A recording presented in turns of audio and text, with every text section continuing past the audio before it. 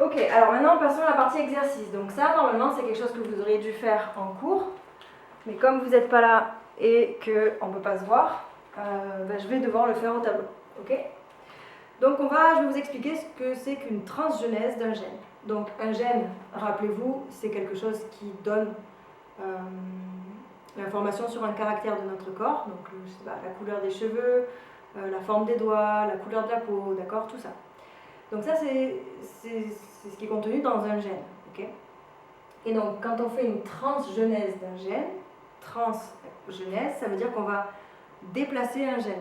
On va prendre un gène chez quelqu'un et on va le donner à quelqu'un d'autre. Donc, ici, on a une méduse. Donc, cette méduse-là, elle a la particularité de pouvoir briller. Donc, elle est fluorescente. De temps en temps, elle a une protéine à l'intérieur de son corps qui va lui permettre de briller. Okay, et donc, il y a un chercheur japonais qui s'est intéressé à cette méduse et qui a voulu voir si c'était possible de faire briller d'autres organismes. Donc, il est allé chercher dans la méduse le gène qui lui permettait de briller et il a voulu le mettre sur d'autres organismes. Donc, comment ça s'est passé? Ça s'est passé comme ça. Donc, la méduse qui peut briller. Le chercheur est allé prendre une de ses cellules. À l'intérieur de sa cellule, il a trouvé du coup un noyau. Et à l'intérieur du noyau, vous savez qu'il y a l'ADN. Donc, dans l'ADN de la méduse, il est allé chercher la petite partie de l'ADN qui permet de faire briller. D'accord? Donc, le gène qui correspond à la fabrication de la protéine qui permet de briller. Ok? Donc, vous voyez que c'est quelque chose qui est assez compliqué parce que, rappelez-vous, quand vous avez utilisé les microscopes, les cellules, c'est tout petit. Et le noyau, encore plus. Et l'ADN qui est à l'intérieur, encore plus petit. Donc, c'est pas quelque chose qui se fait juste avec une paire de ciseaux, je prends l'ADN, je découpe, je colle ailleurs. Non.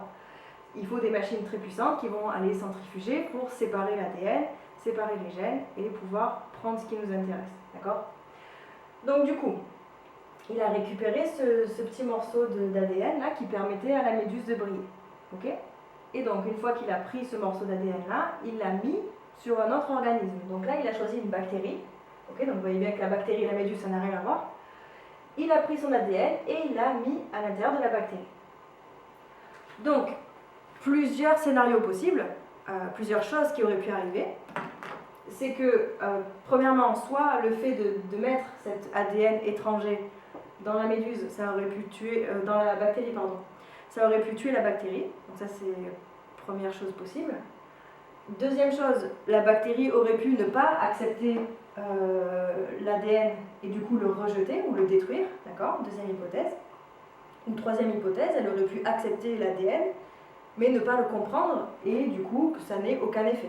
D'accord? Ces trois hypothèses-là. Soit la bactérie meurt, soit elle détruit l'ADN qu'on lui a donné, soit elle l'accepte, mais elle ne sait pas s'en servir. Okay? Et donc là, les résultats qu'on a obtenus, c'était ça.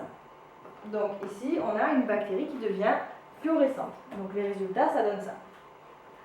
On a des bactéries qui brillent. Donc du coup, la conclusion, c'est quoi? La conclusion, c'est que la bactérie a réussi à lire l'ADN qu'on lui a donné. Parce qu'avant ça, elle n'était pas capable de briller, ma bactérie. C'était une bactérie normale. Mais comme on lui a donné le gène de la méduse qui lui permettait de briller, et bien elle, à son tour, elle est aussi capable de briller. D'accord? Donc elle a réussi à lire de l'ADN qui n'était pas à elle. Okay? Et donc le chercheur japonais, il ne s'est pas arrêté là. Il a fait ça aussi sur un tétard, donc sur le bébé d'une grenouille. D'accord? Et là, qu'est-ce qu'on observe? On observe que le tétard aussi est capable de briller. Et également sur une plante. Et la plante également est capable de briller. Donc, qu'est-ce qu'on en conclut là? On conclut que le gène de la méduse qui a servi à faire briller, donc à fabriquer cette protéine fluorescente, il peut être lu autant par des cellules végétales que par des cellules animales, d'accord, mon tétard, et également des cellules bactériennes. Okay, ça veut dire que l'ADN qui est présent dans la méduse, en fait, il est universel. Même l'ADN tout court est universel. Puisque j'ai été capable de prendre un morceau et de le mettre là, elle l'a compris. Okay, le tétard, même chose, et la plante aussi. Donc ça veut dire que l'ADN chez la bactérie, chez la méduse et chez la plante, c'est toujours le même. C'est ce double brin qui est enroulé, d'accord? C'est la double hélice d'ADN avec les nucléotides A, T et G, C qui s'enchaînent comme ça. D'accord? Donc même nous, chez nous aussi, si on voulait nous faire briller, on pourrait aller récupérer donc, le gène de la méduse et se le mettre dans le corps. On serait capable, a priori, de fabriquer cette protéine qui permet de briller. Ok? Donc l'information qui est importante avec ce document-là, c'est que l'ADN est universel. C'est la même structure pour tous les êtres vivants. C'est à chaque fois une double hélice. Ok? C'est à chaque fois donc ma double hélice avec mes nucléotides ATGC.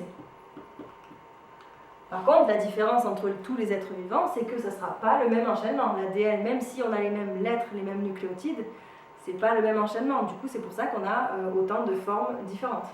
Okay.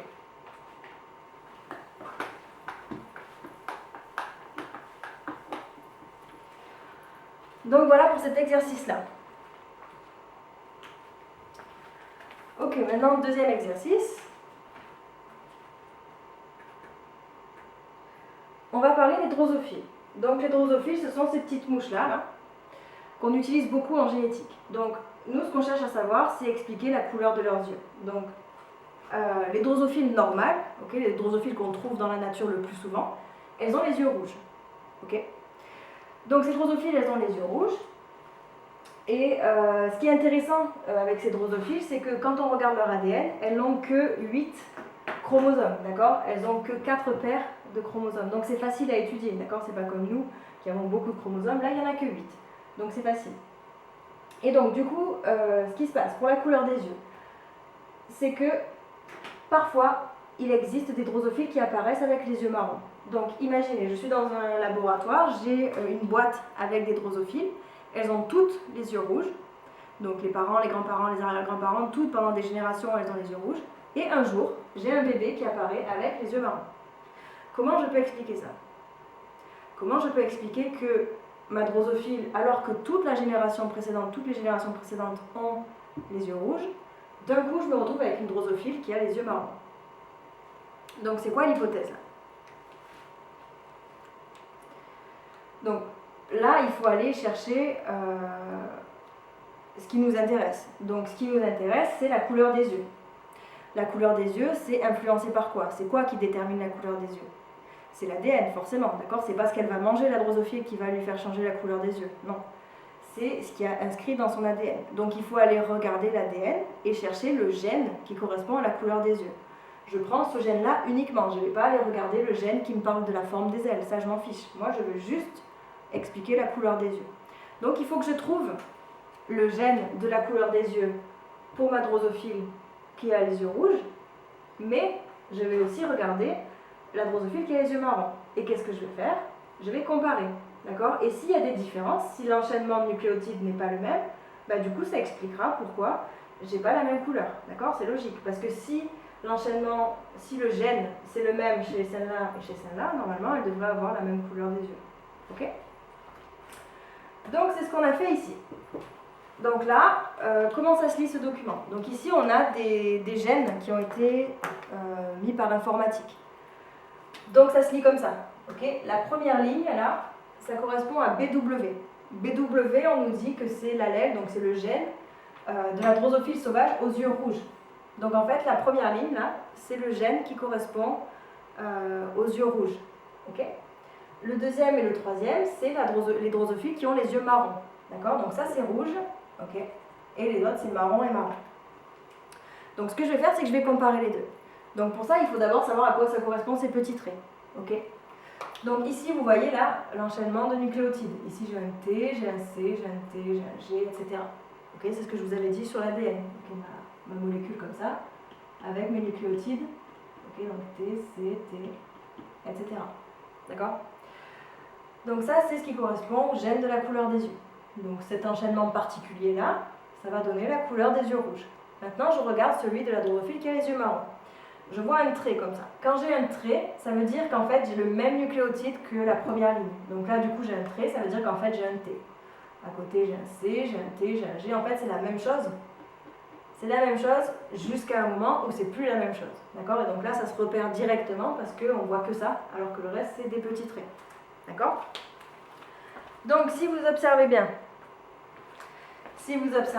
vous voyez que là, je me retrouve avec un A au lieu d'avoir un G.